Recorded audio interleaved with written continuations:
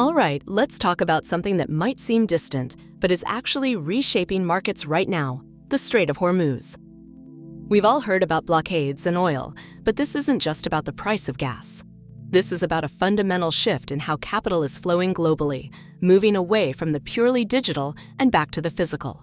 What's happening in critical choke points like Hormuz isn't just a headline, it's a catalyst, accelerating a broader reevaluation of asset values. Investors are asking tough questions about what truly holds value in an increasingly uncertain world, and the answers are starting to lean towards the tangible, not just the speculative. This brings us to what I'm calling the Great Unwind. For years, markets rewarded innovation and scalability, often prioritizing what I call software wrappers, companies built on digital platforms, intellectual property, and often future promises. Think high-growth tech with distant profitability.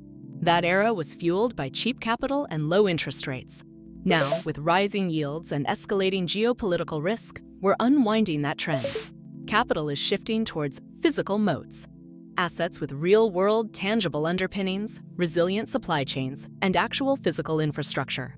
The Hormuz situation is a stark reminder that physical security and the flow of goods are not guaranteed, making these tangible assets suddenly much more attractive. So why does this shift matter? It's a double whammy of rising costs and heightened risk. First, rising interest rates mean the cost of capital is going up. When money isn't free, future profits, especially those far out in the future, are worth less today.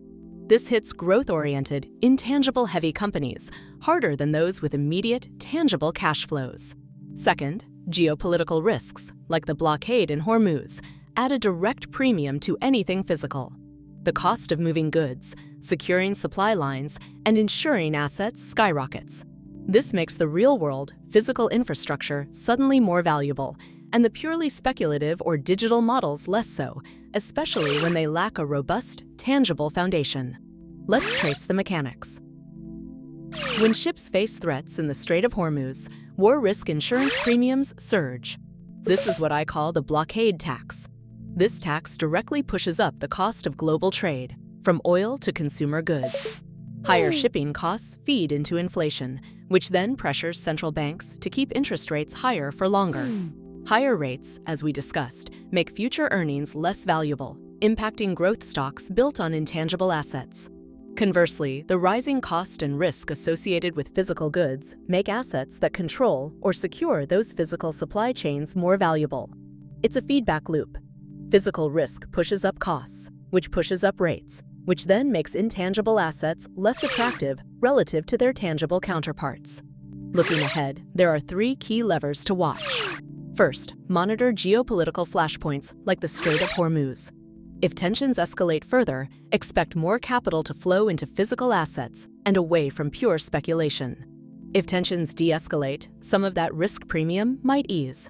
Second, keep a close eye on central bank rhetoric, especially from the Federal Reserve. A surprise dovish pivot, meaning a shift towards lower interest rates, would make growth-oriented, intangible assets more appealing again. But continued hawkishness will reinforce the shift towards tangible value.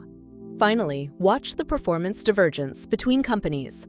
Are those with robust physical infrastructure and resilient supply chains outperforming those built purely on digital models? This will tell us if the Great Unwind is accelerating or finding its new equilibrium. The Great Unwind means we're navigating a more complex economic landscape. The era of easy money and endless growth for purely intangible assets is giving way to one that values resilience and real-world utility and tangible assets.